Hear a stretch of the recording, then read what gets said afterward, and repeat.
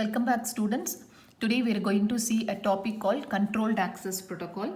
So before that we will see the previous lecture videos, like now we are dealing with media access control. So this is nothing but when two or more nodes wants to use a shared medium, or they want to use a common link, they need multiple access control protocol to coordinate that link. So this multiple access protocol is divided into, or media access control protocol is divided into three protocols.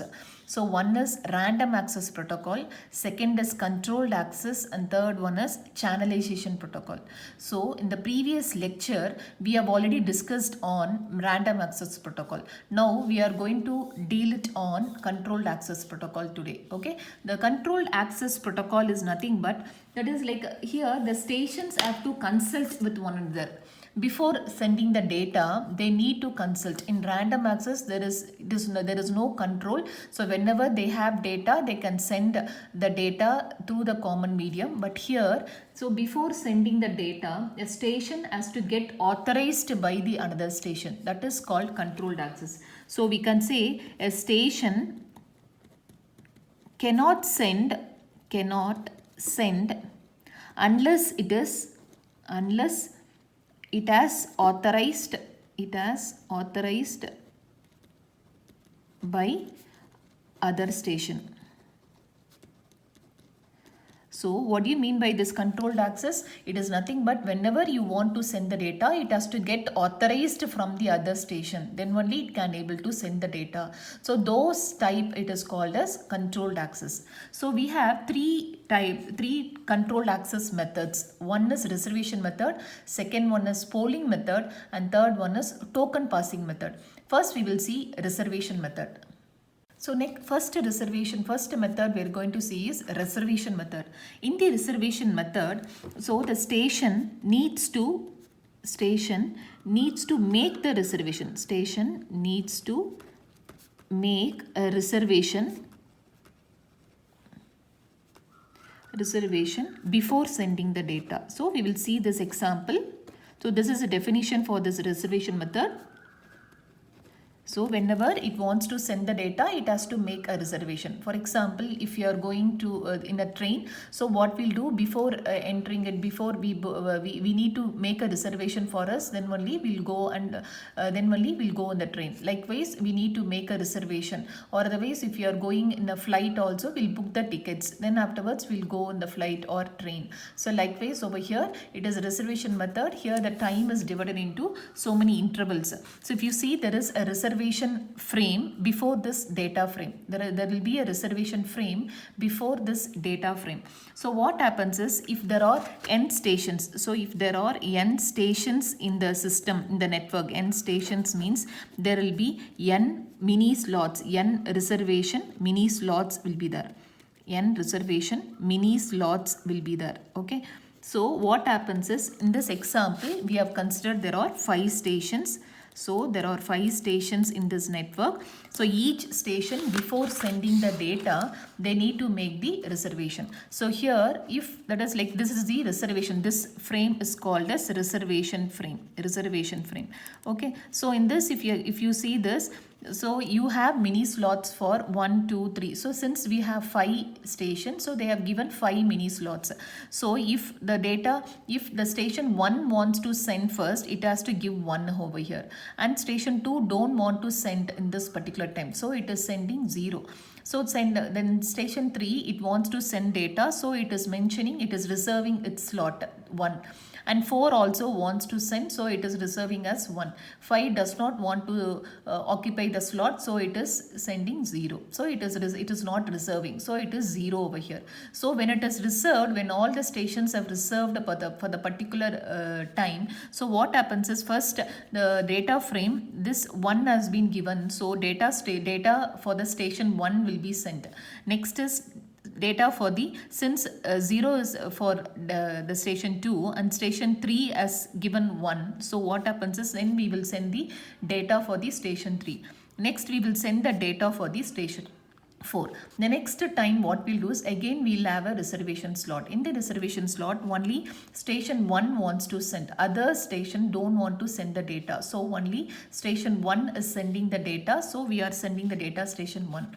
Next in the next reservation slot nobody is willing to send the data, so it will be sent as 0. So this is how this method what we'll do is to avoid congestion. So this in this reservation method, so each station needs to make a reservation before sending the data. So before they are going to send the data, they need to make a reservation using this reservation frame. In the reservation frame there will be a mini slots for every station.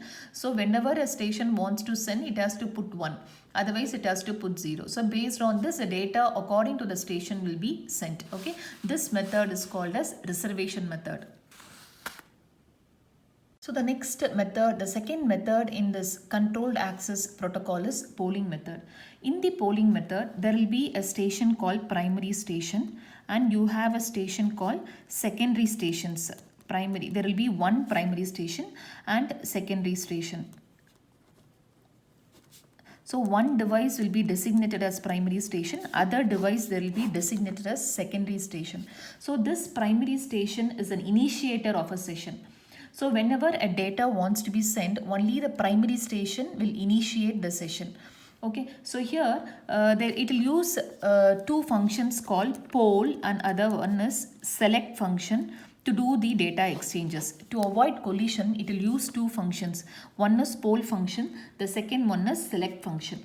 Okay, so here what happens, we will see with an example. So one device, it will be considered as a primary station. Other devices, here A and B or other devices, they will be considered as secondary station. As I've told you, it has two functions. One is poll function, other one is select function.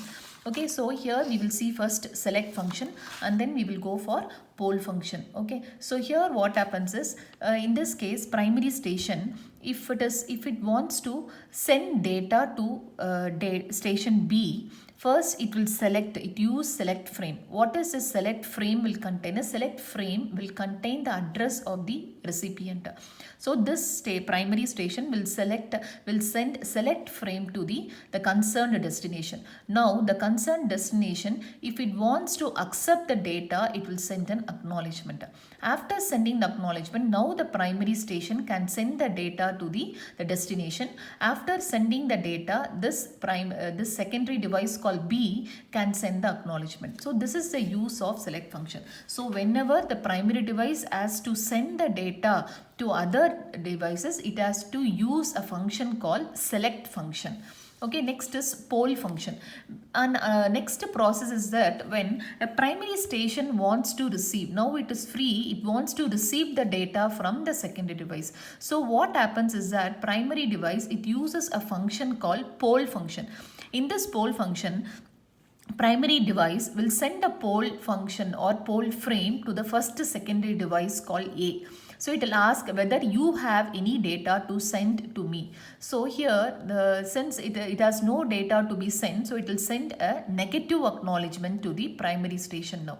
So again, this primary station will send a poll function to the next secondary device called B. So now this B is ready to send the data. So what happens is that it will send the data immediately to the primary station. After receiving the data, this primary station will send an acknowledgement back to the destination or secondary device itself. This is the use of poll function. So here from this method, what we understood is that if primary station goes wrong, everything will goes fail. That is the main disadvantage. So the disadvantage of this particular method is that if the primary station fails, then all the system goes down.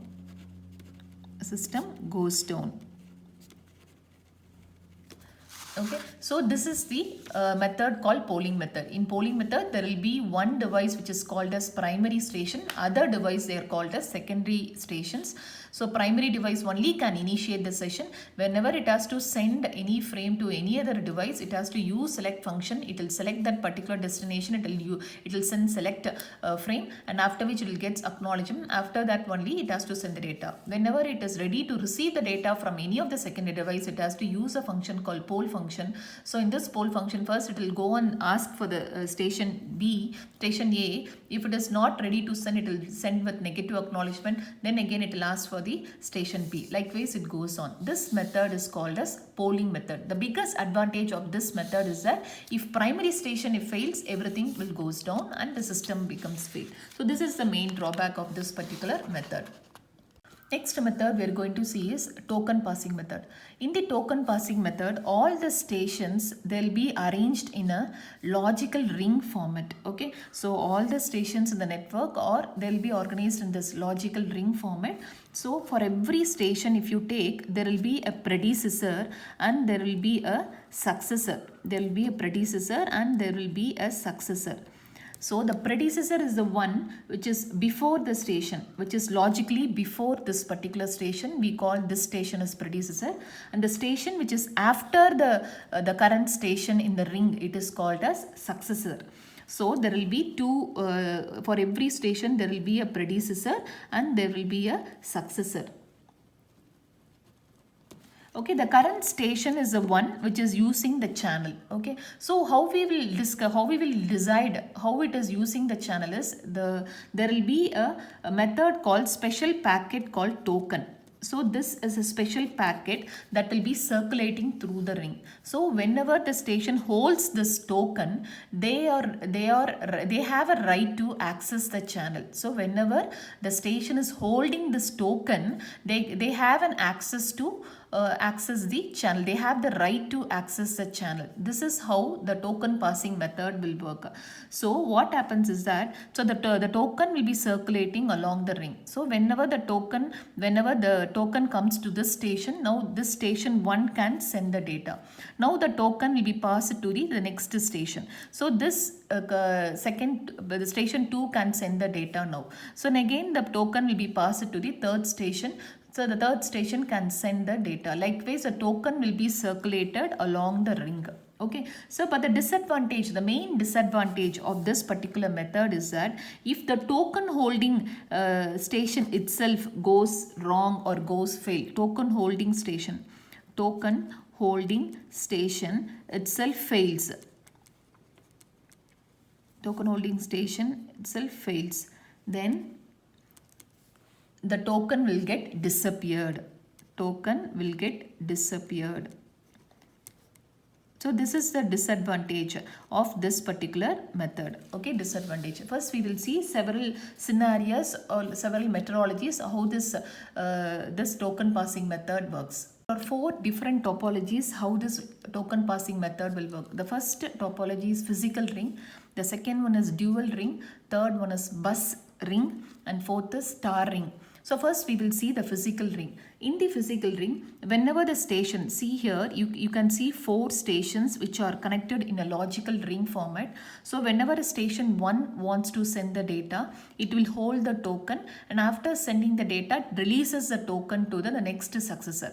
Now next the station called 2. So now the station 2 can send the data. It is holding the token. After sending the data, it will pass the token to the station 3. Likewise it goes on. So whenever the biggest disadvantage in this physical ring is that whenever the medium between the 2 stations fails, so what happens is that the whole system fails. So there will not be any connection between 4 and 2. So the whole system fails. So whenever the medium between the 2 stations fails, so the whole system fails. This is the disadvantage in case of physical ring. Next one is dual ring. In this dual ring, what happens is there will be an auxiliary ring. So you can see this is a main ring which is going in clockwise direction, and you can see one more ring which I have given in black color. This is an auxiliary ring, so which is going in the reverse direction. Okay, this ring will be used only when it is an emergency. So whenever a link between the two stations fails, this auxiliary ring, it will combine to form the main ring. It will act as a main ring and it will send the data to the next station. So whenever this particular medium gets restored, again it will go, auxiliary ring will goes to its original place. So this is the main function of this auxiliary ring. Okay, I'll repeat this. What is the use of this auxiliary ring is, auxiliary ring will be going in reverse direction. It will be monitoring whenever any link goes down. This auxiliary ring, it will act as a main ring and it will be sending the data in clockwise. So whenever the link between the two station gets restored, whenever it is working properly, again this auxiliary ring will go to its original place and it will be going in reverse direction. So this is here, but the main thing is that every station should have two ports. One is two transmitter port and two receiver ports. This is the main thing which is required for this dual ring. Okay, the name itself you can understand, it should have a dual ring. Next one is bus ring. So in this bus ring, what happens is that, so here the stations are connected to a single cable that is called a bus. It is called a bus, which is all the stations are connected to a single cable. It is called a bus. So here every station will know the address of the successor. So whenever the station 1 is sending the data, it will be holding the token. So after sending the data, it will release a token, and inside the token there will be having the address of the next successor. It will release a token inside this cable. So now the station 2 will receive the token because it is a successor. It has been mentioned in the token. So it will receive the token. Now the station 2 will send the data. Likewise, so whenever if it is the station that is like whenever this the token will know the token contain the address of the successor. So based on that, the token will be sent to the concerned recipient. This is how this bus ring topology will work. Last comes our star ring topology. In the star ring topology, there will be, you can see an hub which will act as a controller for all the other station. So inside itself, all the wirings will be done in a ring format. So you can see that, so there will be one is for transmitter, other one for receiver. So whenever the station 1 wants to send the data, it will get the token from the hub, it will send the data. After sending the data, it will release as a token to the hub itself. Now the hub will give the token to the second station called 2. So second station can send the data, and after sending the data, it releases a token to the hub. So here there will be less prone to error, because if any link goes down, other stations will work as usual. They will not, that is, the system will not goes down. So this is the main advantage of this particular methodology called starring topology. So in this token passing method, we have seen all the stations, it will be working in a ring format, and there will be a predecessor and successor, and there will be a token which will be circulated along the ring. So whoever station who is holding the token can able to send that data, and they can able to access the ring, access the channel. So there are 4 topologies. One is physical ring, other one is dual ring method, bus ring method, other one is star ring method. In physical ring, the station which is holding the token can send the data.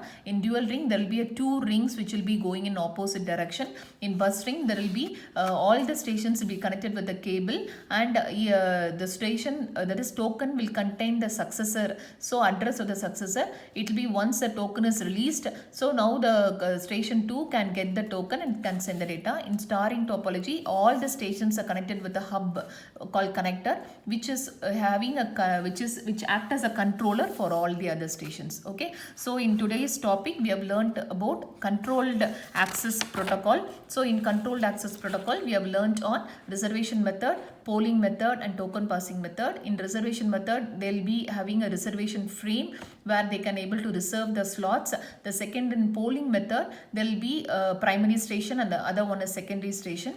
Last is token passing method. We have seen 4 different topologies for that. Okay, thank you.